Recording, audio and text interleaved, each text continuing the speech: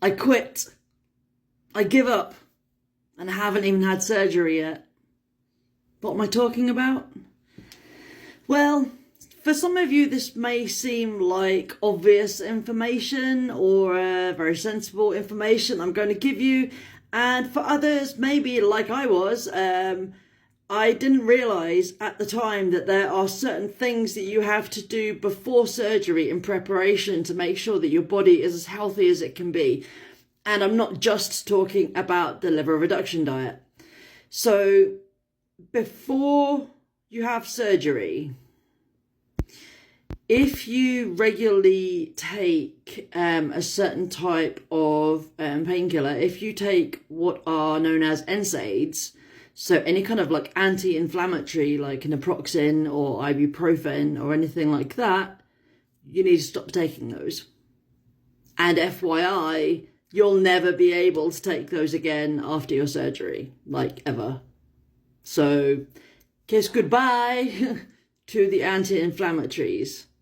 So yes, I had to stop taking them. Now bear in mind, I live with chronic pain, and the naproxen that I was taking kind of made up half of my pain relief and pain management. But yes, you have to stop taking those. You stop taking them 2 weeks before, as well as stopping eating pretty much. So yeah, anti-inflammatories, one thing that you have to give up. Second thing that you have to give up is smoking. Now, this is probably the most obvious one, yes, because everybody knows that smoking is not healthy and, you know, you should give up for a number of reasons. However, until it was actually specifically pointed out to me that I had to stop smoking, and it wasn't just, you know, you can't smoke on the day of your surgery, or you can't smoke for 24 hours prior to surgery, and then you need to leave X amount of time after surgery before you smoke.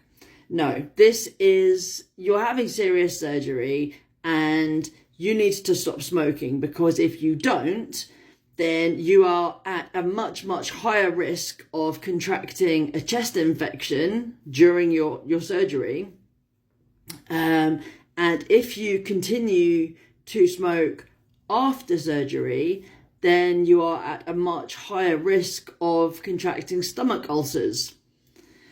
So it doesn't, I mean, there are risks involved with smoking on its own, with no surgery involved. And I guess us smokers kind of, we take those risks every time we light up. But you have to stop. You have to stop smoking, and you have to stop smoking like 2 weeks beforehand, and don't plan on ever going back to it. For me, that was, again, kind of hard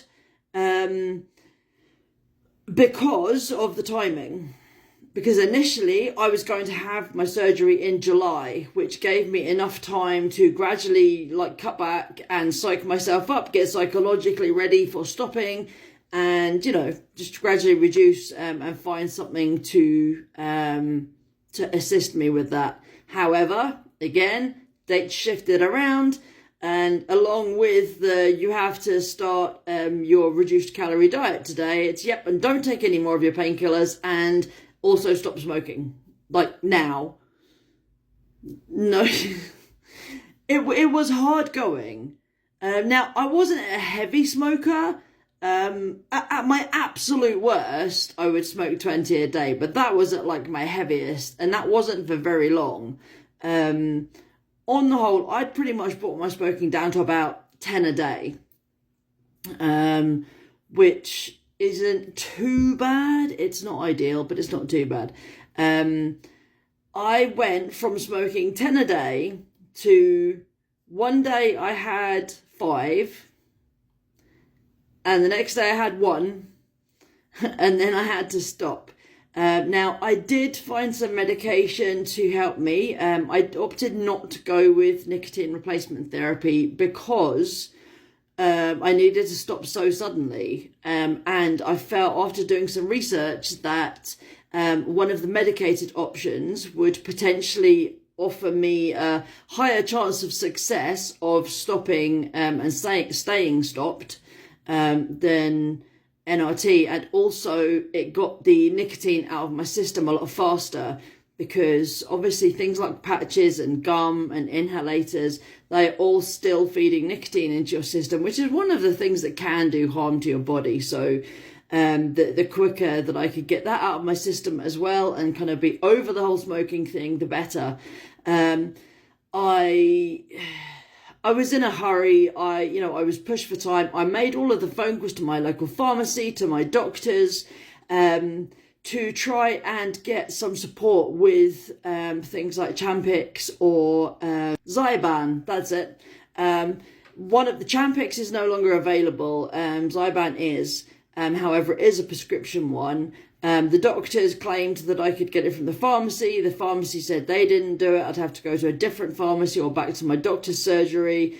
I wasn't getting anywhere with them, so I ended up going online and actually paying privately to get them, because I needed them quickly, because I literally had this 2-week window between then and my surgery, and I needed to stop, and I didn't trust myself to just do it like unaccompanied, without any support.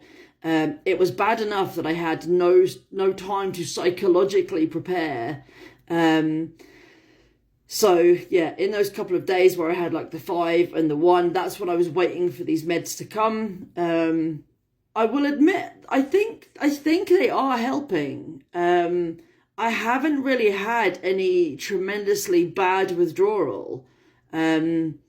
There's been a couple of times where I've kind of thought, well, I fancy a fag, but I didn't, and it passed really quickly. So the tablets I'm on are varenicline, which are a different type of medication. So those I'm allowed to continue taking during surgery, like over surgery. That's not a problem, because it's still a much better option than smoking. Bearing in mind that I have stopped smoking like 2 weeks before my surgery, I have increased my odds of a successful surgery and hopefully not getting any nasty infections or anything. And yeah, so it's all good. So painkillers and cigarettes, and obviously the food thing, you've got to cut down, and you've got to cut out things like takeaways. You've got to cut out junk food. They're things that even in those first 2 weeks when you're doing the liver reduction diet, you already have to kind of say goodbye to, and just start getting to grips with the idea that you're not going to be eating any big giant meals or, scrummy takeaways anytime soon, if ever again. And I think the sooner that you can come to terms with the fact that you have to wish those goodbye, the better. The only other thing that I also have had to reduce, knowing that I'm going to be stopping after surgery, fizzy drinks. I'm allowed to have them. Today's the last day that I can have them. So I'm enjoying my Pepsi Max. After surgery, you can't drink carbonated drinks. Because you'll be in lots of pain. I think they could cause damage, because it just like your very small stomach fills up with gas, very painful, and can have some unwanted side effects. So, and especially initially after you've had surgery, no fizzy drinks. Further down the line, a year or so down the line, some people can tolerate them in small doses, but yeah. Just another thing that you've got to get rid of. So there's my list of things that you have to quit before you get gastric surgery.